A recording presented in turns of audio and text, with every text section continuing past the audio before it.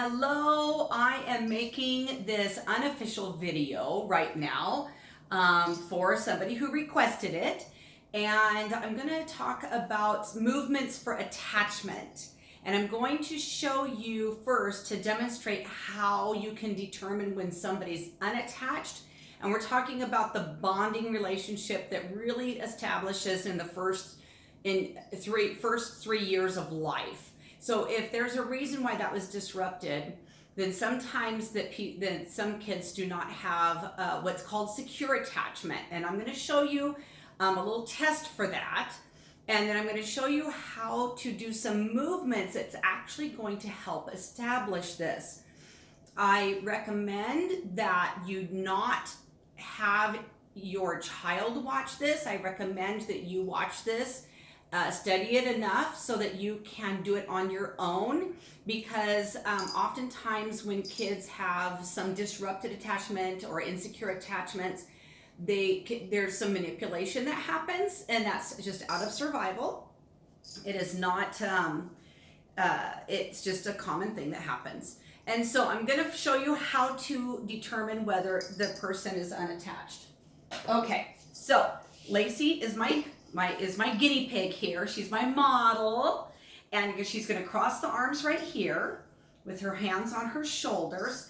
And first what I'm going to do is I'm going to bounce her back and forth between my hands like this.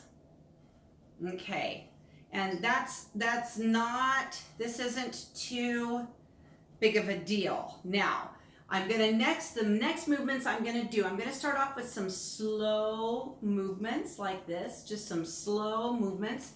I'm going to go one way, and then I'm going to get bigger and bigger movements. Okay, go ahead and kick out your feet. So kids, go ahead, there you go. So when they're unattached, you'll notice they're going to be completely off balance, and they're going to kick out their feet in order to get balance back again. That means there's a part that did not get quite developed in the limbic system that has to do with attachment. And then we go the opposite way, starting off small, and we test that area as well. And so if they kick out their feet again, she's just kind of giving some examples, but it's not quite like that. You'll know when they're off balance, because what she's doing right here looks very balanced. So secure attachment. Okay, so the exercise to do is go back and forth, like this. And then you're going to have her or your child push into the hand with this shoulder. So not with your hand, with your shoulder. So you're going to lean into this hand. Lean, there you go. And you're going to actually have some pressure there. So like some isometric pressure. Okay. And then we're going to do the other side. So lean into this hand. There you go. Okay. Now we're going to add something else. Lean into this hand, and I'm going to have you push your hip up into this hand.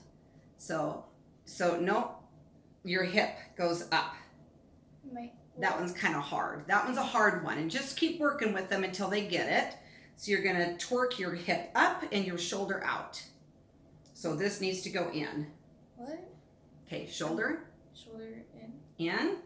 And hip up. There you go. There you go. Okay.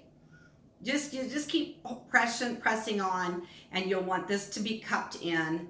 Press there. Okay, now the other side. Press here. There you go. And up. So you're going to kind of lift this up. Huh? Lift up the butt cheek almost right there. I can't. There you go. You got it. Okay, do that numerous times. So back and forth. Once they get it, they'll get the feeling of it. And then you start with the slow motions. Slow circles, go bigger. And to a child that is not quite attached, this is going to be very uncomfortable. And then you're going to go the opposite direction. Slow circles. Get bigger and bigger and bigger. There we go. And you're guiding it too. The one other thing about kids that they may want to be in control, so they might want to kind of take over from you and just say, just need to relax and let me do this. And the more you do that, I will tell you, I've had clients that will all of a sudden want to snuggle more. They are wanting more contact, or if they were not giving contact, they will, it'll be more appropriate interactions. I've had multiple clients that don't want to be touched. They don't want to be near the parent at all. They'll kind of shy away, and all of a sudden they're shying in. And so this is an exercise to help develop that. I hope that this helps you, and I'd love to hear your feedback.